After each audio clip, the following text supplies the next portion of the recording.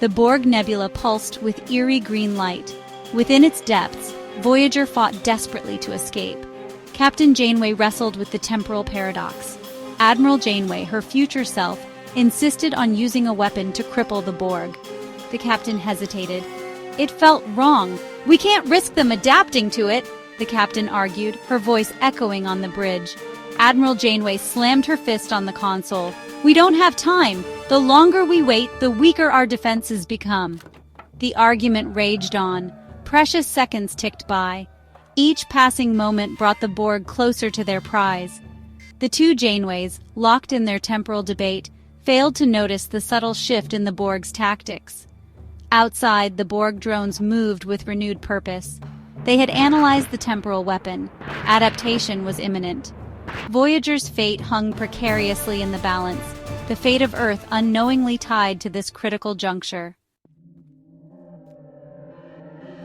The Borg drones moved closer. Their green energy pulsed, growing stronger. Voyager's shields flickered. The temporal weapon, still not deployed, sat dormant in its bay. "Catherine, you have to trust me," Admiral Janeway pleaded, her voice strained. Captain Janeway hesitated. Doubt clouded her judgment. But before she could make a decision, alarms blared across the bridge. "Shields failing!" 7 of 9 shouted, her Borg implants flashing. "They have adapted. The weapon is useless." A wave of green energy slammed into Voyager. The ship shuddered violently. Bulkheads buckled. The bridge plunged into darkness. The Borg had breached the hull. Resistance was futile. The Borg poured onto the decks, their cold mechanical efficiency overwhelming the crew. Voyager, once a beacon of hope in the Delta Quadrant, had become another prize for the collective. The Borg moved through Voyager, assimilating everything in their path. The screams of the crew echoed through the corridors, quickly silenced as they were transformed into drones. Captain and Admiral Janeway, back to back, fought bravely, but they were no match for the relentless onslaught. The Borg Queen, her grotesque form emerging from the shadows, approached the fallen Janeways. "Your technological distinctiveness is now ours to assimilate," she hissed, her voice a chilling monotone. With the capture of Voyager, the Borg now possessed the combined knowledge of two timelines. They had access to advanced weaponry, temporal technology, and most importantly, knowledge of Earth's location. The Queen interfaced with Voyager's computer, downloading its databanks. Her eyes widened as she discovered the logs of their journey, the encounters with other species, and the existence of a powerful, technologically advanced planet called Earth. "Interesting," the Borg Queen mused, her voice a low hum. "These humans possess knowledge of temporal mechanics." She accessed the database on the temporal wars, on humanity's use of time travel. The Queen recognized the threat. A species with the capability to manipulate time could disrupt the Borg's carefully orchestrated plans for galactic domination. "Earth must be neutralized," the Queen declared, her voice cold and calculating. "Its potential for temporal disruption is unacceptable." The Borg had assimilated countless worlds, but Earth, with its knowledge of time travel, represented a unique danger. The Queen initiated the assimilation protocols for Earth. It was a threat they could not ignore. The Borg, driven by their insatiable hunger for knowledge and perfection, prepared to assimilate the one species that could potentially challenge their dominance. The fate of Earth and the galaxy hung in the balance. The Borg wasted no time.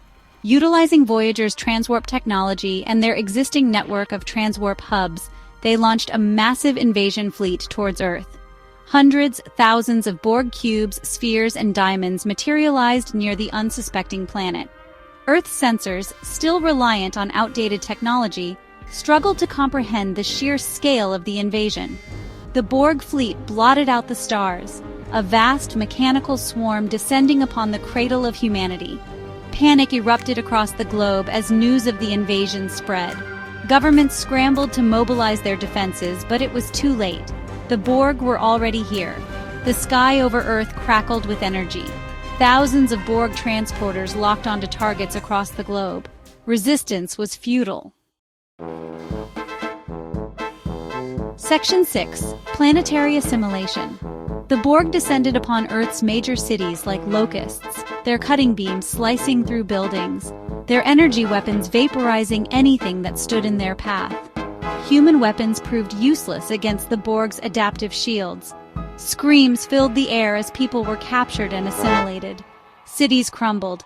Landmarks were reduced to rubble. Within hours, Earth's once vibrant cities were transformed into silent, Borg-controlled husks. Resistance fighters, outmatched and outgunned, fought valiantly but in vain. The Borg's overwhelming numbers and advanced technology proved too much for humanity to overcome. The cradle of humanity was falling. Section 7. Stellar Consumption. With Earth secured, the Borg turned their attention to the rest of the Sol system. Mars, with its fledgling colonies, fell quickly. The asteroid belt's mining operations were assimilated, providing the Borg with even more resources. The gas giants of Jupiter and Saturn, with their potential for energy, were next. The Borg, masters of adaptation, quickly overcame any environmental challenges posed by the different planets and moons. They harvested resources, built new ships, and expanded their collective consciousness at an alarming rate. The Sol system, once teeming with life and the promise of exploration, was becoming a cold, efficient cog in the Borg's ever-growing machine.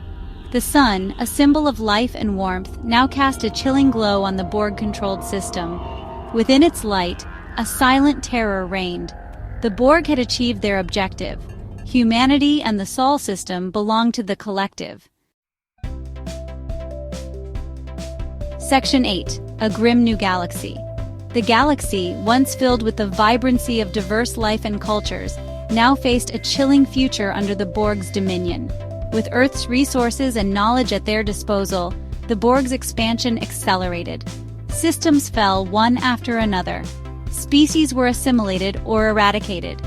The Borg's relentless pursuit of perfection continued, their cold logic extinguishing the light of individuality and free will wherever they went. The galaxy, once a tapestry of diverse civilizations, was becoming a homogeneous expanse under the Borg's control. The whispers of resistance, once flickering flames of hope, were slowly being snuffed out. Section 9. The End of Hope. In the aftermath of the Borg's swift and brutal conquest, a profound silence fell upon the galaxy. The once vibrant communications channels, filled with the chatter of countless species, were eerily quiet. The Borg, their collective mind devoid of empathy or compassion, had achieved their goal of galactic domination. But somewhere, out there in the vastness of space, hope might yet endure. Perhaps, hidden away on a remote planet or within the uncharted nebulae, pockets of resistance still flickered. Perhaps individuals, driven by the indomitable spirit of freedom and self-determination, were finding ways to survive and fight back against the Borg's tyranny. The fight for the soul of the galaxy was far from over. The Borg might have won this battle, but the war for freedom and individuality would continue. The human spirit, known for its resilience and ingenuity, would find a way to resist, to adapt, and perhaps one day to reclaim what was lost. The end of hope? Never. Not entirely. Not while even a single spark of defiance remained.